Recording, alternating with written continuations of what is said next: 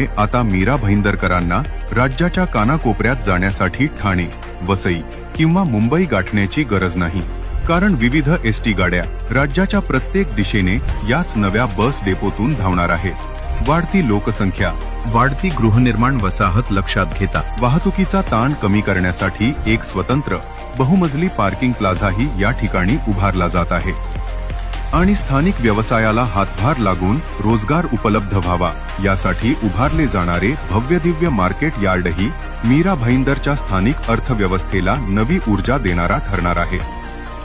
मीरा भाईंदर पश्चिम येथे साकारण्यात येणारे हे नवे एसटी आगार मीरा भाईंदरच्या विकास प्रवासातील सुवर्ण क्षण आहे।